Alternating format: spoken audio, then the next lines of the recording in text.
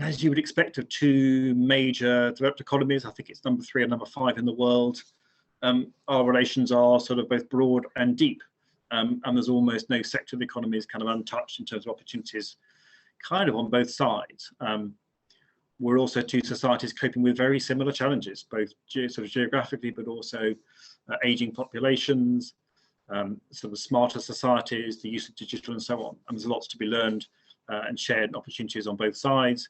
Here in Japan, that's called Society 5.0. We're trying to drive change across the Japanese economy for their future needs.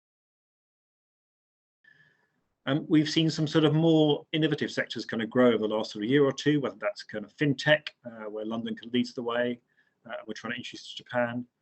Cybersecurity actually is a big opportunity here, slow to reveal itself, but big, and can be quite niche and focused as well. So we did a trade mission, I think a year ago, just on cybersecurity for autonomous vehicles. Clearly, Japanese auto sector, that's their huge challenge to make electric autonomous vehicles, but the security of those is key. Britain has a lot to offer there. We're seeing post-COVID sectors around edtech, educational technology, or digital health kind of opening up. Japan has a massive need to change its energy mix and is now committed to net zero by 2050. That's opening up offshore wind, particularly floating, which Japan will need quite urgently. And then lastly, I guess we're seeing growth of British food and drink, partly because some great products to promote, and partly around the CEPA deal does bring up opportunities for those.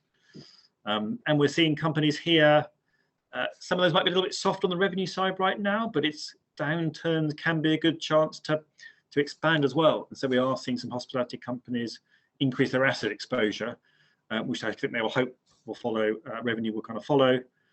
And then we remain working on the sort of defence side. There's some big ticket items we work as our two countries kind of take that forward. So obviously the opportunities on digital are huge, and there's lots of stuff around digital in CEPA, in the trade deal we've just done, whether that's around commitments to not localized kind of data, commitment to share, opening up public data sets, to not requiring you to kind of share the innards of AI-based algorithms. So underpinning, I think what the Japanese call DFFT, the data free flow with trust. So I think we hope CEPA will be a bit of a kind of benchmark in terms of some of these digital agreements kind of going forward. There's some other areas on the G7 where, again, Japan and the UK are fairly like-minded. I think internet safety is on there, looking to develop some common principles. Digital competition, so the Facebook has been in the news quite a lot about to regulate or not to regulate, or how to regulate.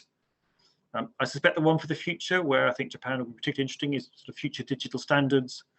And Japanese companies invest famously huge amounts in R&D. The top 10 Japanese companies globally spend more on R&D than the whole of the UK public and private sector put together. And so they make those long-term investments that they're famous for here in Japan. And so future techs around quantum, for example, now is the time to try and set those standards together and to try and shape those international standards as well. And I guess if I can, Japan is sort of famous within Japan circles for having what's called the Galapagos syndrome, which is it could often be invented in Japan, but struggles to spread because it's kind of shaped for Japan. And I think it's an incentive both for us in Japan to try and get more than just one country on board as you set those rules to the benefit of all of us. We've seen actually growth in large parts, or increase in tech investments, NTT and NEC, growth in infrastructure, so offshore wind investment, capital, so Mitsui Fudosan investing in the British Library, and lots of R&D projects and collaborations as well. So a bit of a shift, if you like, sort of upstream.